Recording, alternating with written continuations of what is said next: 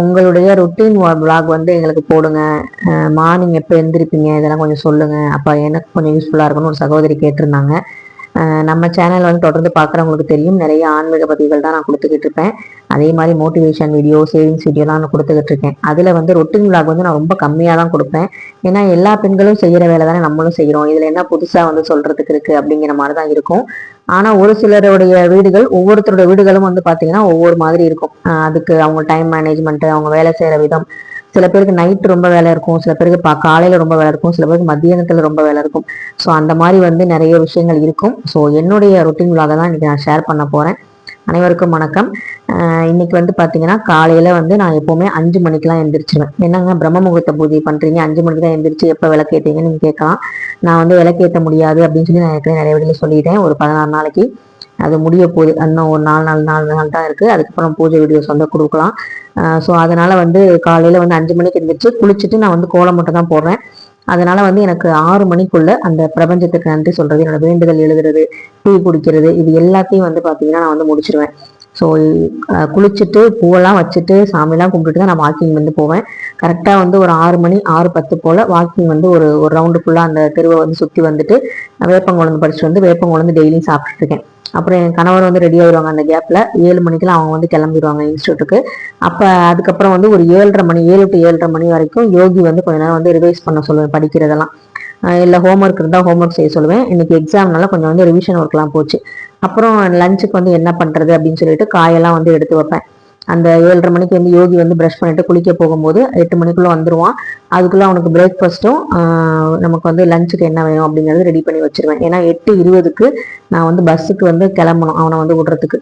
So அதுக்கு முன்னாடி நம்மளால என்னென்ன ப்ரிப்பரேஷன் வேலைலாம் பண்ண முடியுமோ காய் வந்து ஏன்னா லஞ்சு வந்து பார்த்தீங்கன்னா எனக்கும் என் கணவருக்கு தான் லஞ்சு மத்தியானத்துக்கு. ஸோ அதனால வந்து அவனுக்கு யோகிக்கு வந்து பார்த்தீங்கன்னா ஸ்கூல்லேயே வந்து லஞ்ச் கொடுத்தறனால காலையில் வந்து லஞ்ச் பேக் பண்ணுறதுல பிரேக்ஃபாஸ்ட் பண்ணுறதான். இன்னைக்கு வந்து பார்த்தீங்கன்னா தோசை வந்து கொடுத்து அவனை வந்து சாப்பிட வச்சாச்சு. ஸ்நாக்ஸ் பாக்ஸ், வாட்டர் பாட்டில் எல்லாம் எடுத்து வச்சாச்சு.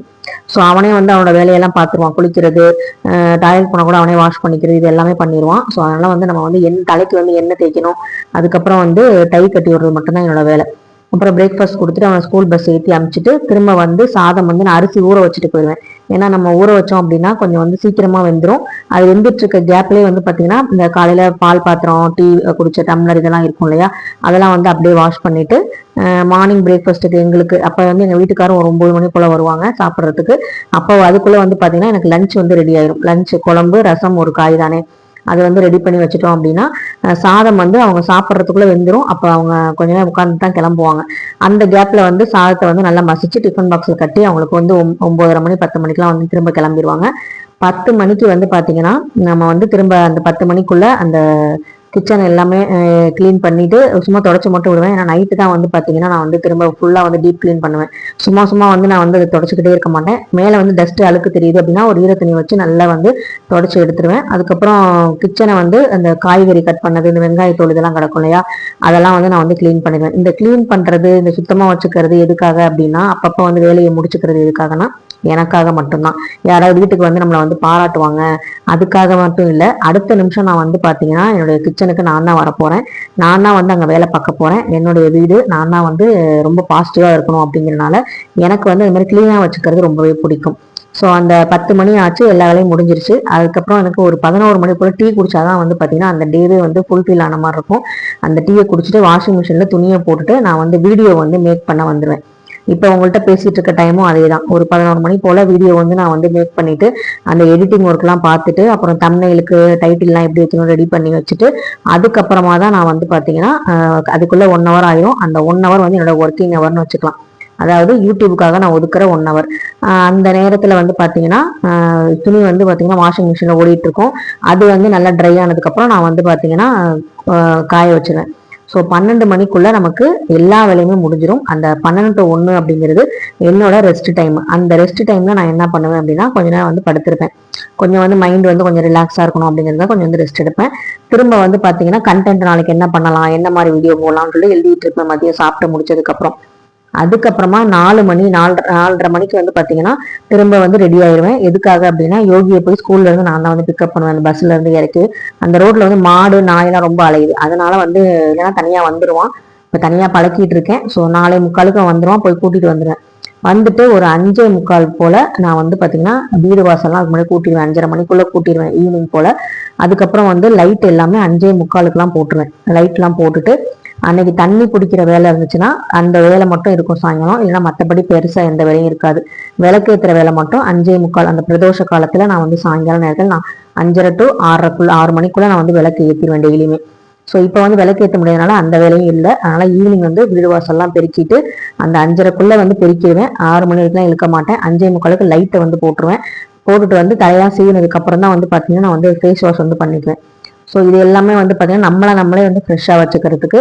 ஸோ இது வந்து கரெக்டாக வந்து அந்த டைமிங்க்கு பண்ணுவேன். எப்படி காலையில் 5 மணிக்கு எந்திரிச்சு நான் வந்தோடனே வந்து குளிச்சிடணும், குளிச்சுட்டு தான் வந்து கோலமே போடுவேன். அது மாதிரி தான் வந்து சாயங்காலம் 5:30 மணி ஆனால் அந்த ஃபேஸ் வாஷ்லாம் பண்ணிட்டு திரும்ப வந்து முகம்லாம் நல்லா தொடச்சிட்டு அந்த மாய்ஸ்சரைசர் வந்து மட்டும் போட்டுக்குவேன்.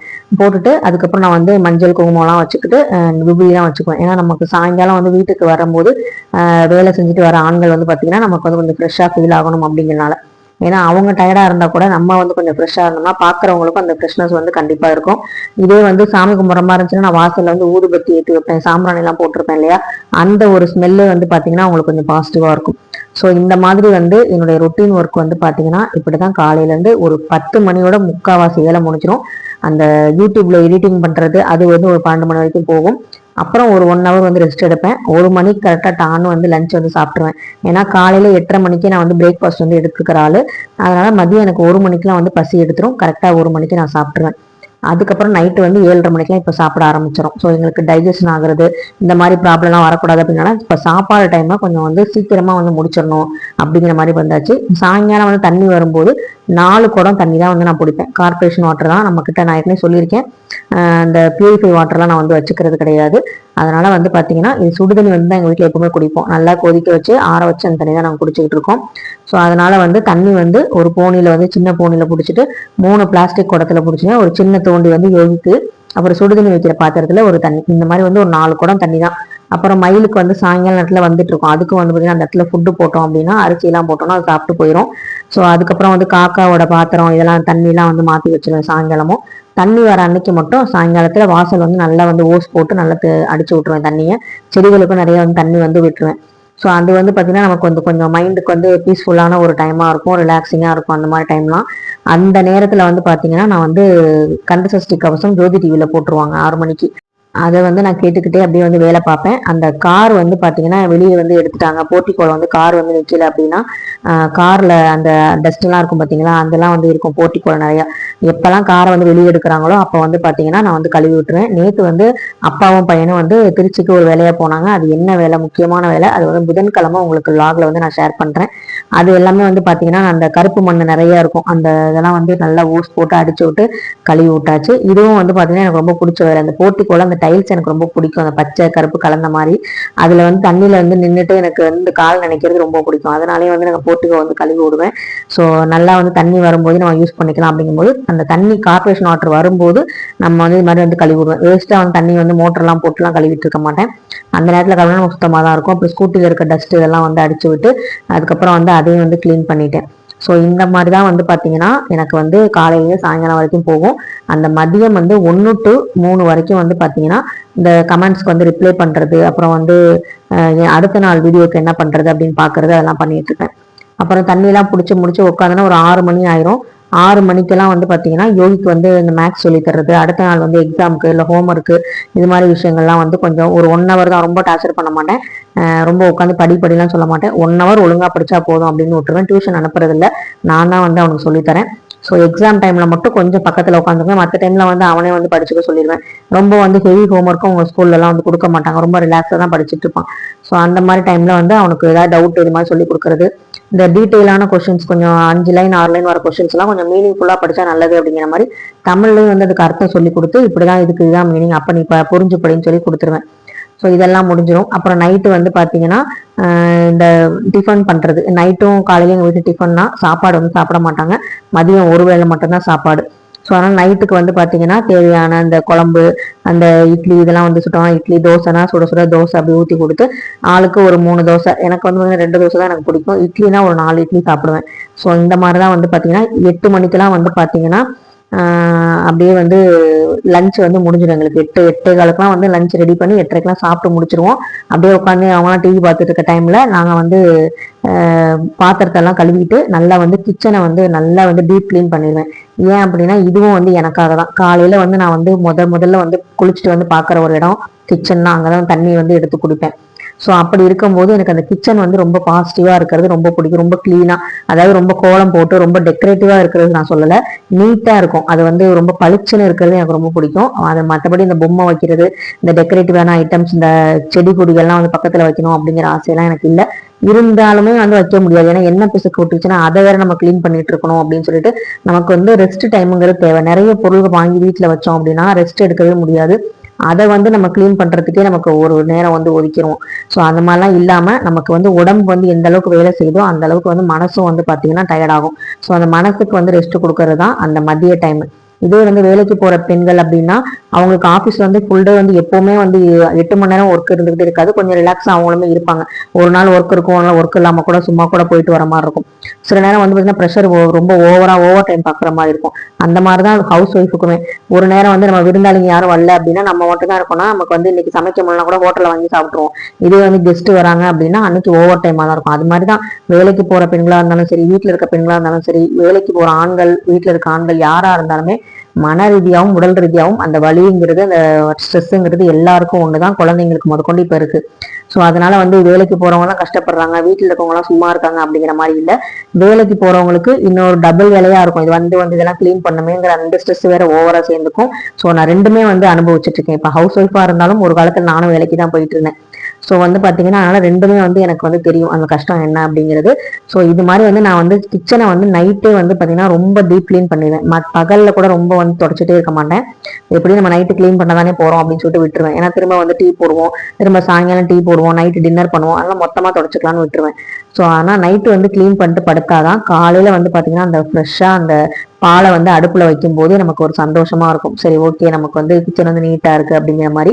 இது வந்து மத்தவங்க வந்து நம்மளை பாராட்டணுங்கிறதுக்காக இல்லை, நமக்கு நாமே வந்து பாத்தீங்கன்னா ஒரு சந்தோஷத்தை கொடுக்கறது. நம்ம வேலை செய்யற இடத்த நம்ம தான் நீட்டா வச்சுக்கணும், நம்ம வீடு இது நம்மளோடது அப்படிங்கிற போது நம்ம வந்து இன்னும் கொஞ்சம் கேரிங்கா அக்கறையா தான் வந்து இருக்கணும் இல்லையா.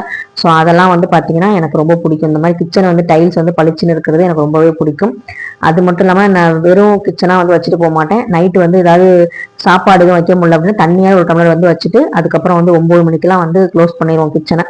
அப்புறம் வந்து நைட்டி வந்து பாத்தீங்கன்னா நான் வந்து எல்லா வேலையும் முடிச்சுட்டு ஒரு தடவை ஃபேஸ் வாஷ் பண்ணிட்டு அதுக்கப்புறம் படுக்க போகும்போது மட்டும்தான் வந்து நைட்டி வந்து நான் வந்து போடுவேன். அதுக்கு முன்னாடி நைட்டி போட மாட்டேன். ஃபுல்லா நீங்க பாத்திருப்பீங்க, இப்போ சுடிதார் எல்லாம் சாரி தான் வந்து சாரி கட்டினா கூட ஃபுல் டே சாரி தான் கட்டுவேன். அது எனக்கு ஒரு பாசிட்டிவான வைப்ரேஷனா இருக்கும். நைட்டு வந்து பாத்தீங்கன்னா இந்த அன்னைக்கு போட்டு துணி எல்லாமே நான் வந்து வாஷிங் மிஷின்ல போட்டுருவேன்.